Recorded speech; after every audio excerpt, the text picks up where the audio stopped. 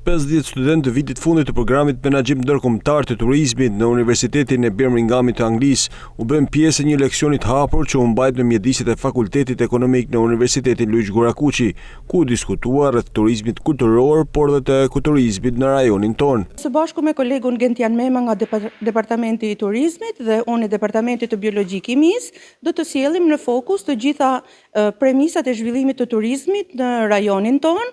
Do t'japim disa fakte dhe të dhëna mbi atë çfarë është e bazuar sot ekonomia dhe industria e turizmit, me shumë vlerë edhe për zhvillimin e rajonit në përgjithësi.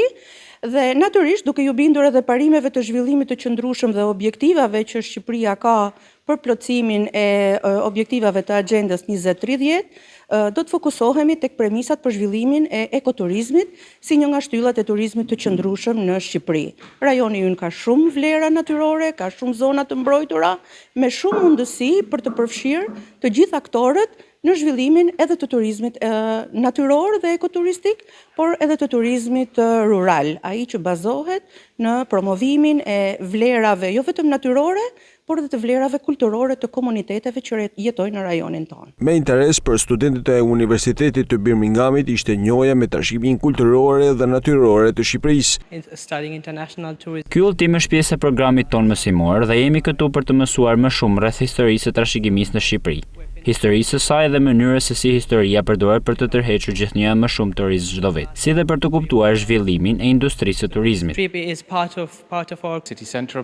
Qëllimi i përgjithshëm i kësaj vizite është të jap studentëve një pasqyrë mbi një destinacion ndërkombëtar. Ne zgjollëm Shqipërinë për bukuritë e saj natyrore, historinë e pasur dhe shëndetshmërinë e vendeve të trashëgimisë. Gjatë vizitës sonë katërditore, një nga gjërat më mbreslënëse ka qenë numri i madh i destinacioneve të trashëgimisë, si Berati, një sit botëror i UNESCO-s, dhe Kruja. Këto vende të mirënjohura kanë qenë një nga pikat kryesore të vizitës sonë.